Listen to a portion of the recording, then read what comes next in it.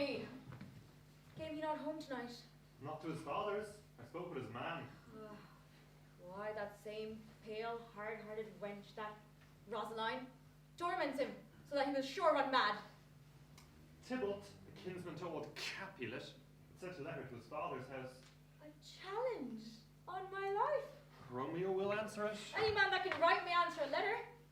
Nay, he will answer the letter's master. How he dares being dared. Alas, poor Romeo, he is already dead, stabbed with a white wench's black eye, run through the ear with a love song, the very pin of his heart cleft with the blind bow-boy's butt shaft. And is he a man to encounter Tybalt? Why? What is Tybalt? More than a prince of cats! Oh, he's the courageous captain of compliments! He fights, as you sing prick song, keeps time, distance, and proportion, rests his minimum rest, 1, 2, and the 3rd in your bosom. The very butcher of a silk button. A duelist, a gentleman of the very first house, the first and second cause. Ah, the immortal passado, the punto reverso, the high! The what? Ah, antic, such lisping, affecting, fantasticos, these new tuners of accent. By Jesu, a very good blade, a very tall man, a very good whore. Why is not this a lamentable thing, grandsire, that we should be thus afflicted with these strange flies, these fashion-mongers, these parlemois, who stand so much in the new form that they cannot sit at ease on the old bench? Their bones, their bones! Here comes Romeo, here comes Romeo. Without his roll like a dried herring. Oh, flesh, flesh, how art thou fishified? Now is he for the numbers that Petrarch flowed in. Laura to his lady was the kitchen wench. Mary she had a better love behind her. Dido, a dowdy. Cleopatra, a gypsy. Helen and Hero, Hildings and harlots. Thisbe, a grey eye or so, but not to the purpose. Signor Romeo, bonjour. Here's a French salutation to your French sloth.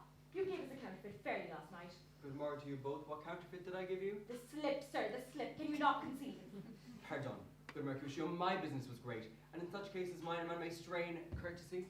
That's as much to say such a case as yours constrains a man to bow in the house. Meaning to courtesy. Thou hast most kindly hit it. Was courteous exposition. Nay, I'm the very pink of courtesy. Pink for flower. Right. But why then is my pump one flower? Sure wit. Follow me this dress now that thou hast worn out thy pump. Now when the single soul of it is worn, the dress may remain after the wearing solely singular. Oh, single souled jest, solely singular for the single less.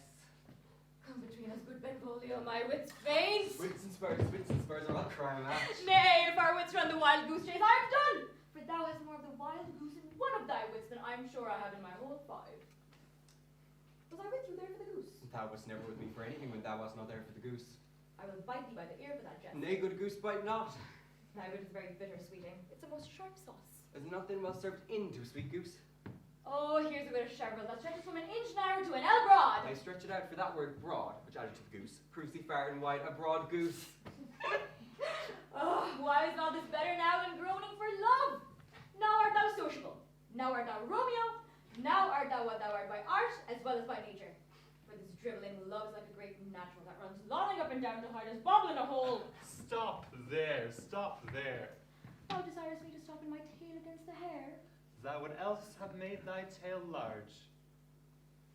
Oh, thou art deceived! I would have made it short, for I've sunk the whole depth of my tail and meant indeed to occupy the argument no longer. Here's goodly here.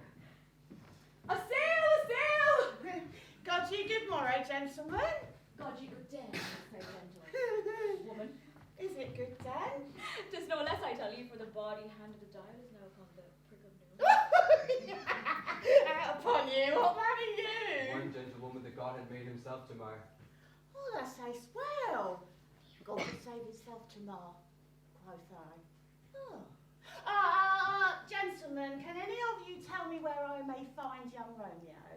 I can tell you, young Romeo will be older when you found him than he was when you saw him. I'm getting to that name for fault of worse. You say well. He is the worst well. Very well, Turkeeper. Wisely, wisely. So if you be he, I would have confidence with you. Oh, she will indict him to some supper. Abon, abon, abon! So, Romeo, will you come to your father's? We'll do dinner today. I will follow you. Farewell, ancient lady.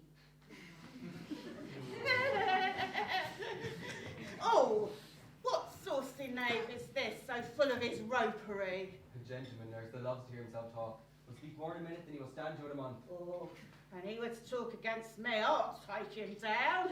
I were lustier than he and 20 such jacks. And if I cannot, I'll find those that can. Saucy knave. I'm none of his flirt girls, I'm none of his plainsmates, no. Sir, as I said to you, my mistress did bid me inquire you out. What she bid me say, I will keep to myself.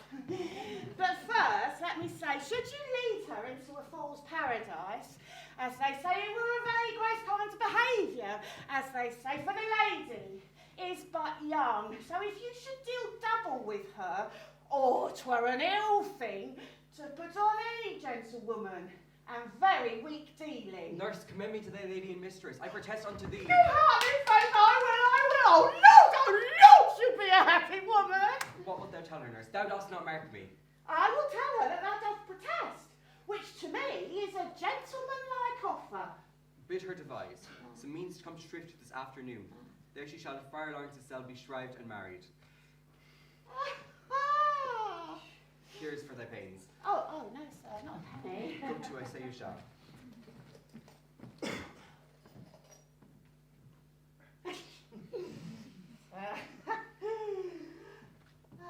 This afternoon, she shall be there.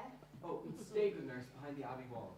Within this hour my man shall be with thee and bring thee cords made like a tackled stair, which is the high top gallant of my joy was to be my convoy in the secret night. Farewell, be trusty, and I'll quit thy pains. Excuse me, sir. What sayest thou, my dear nurse? Is your mind secret?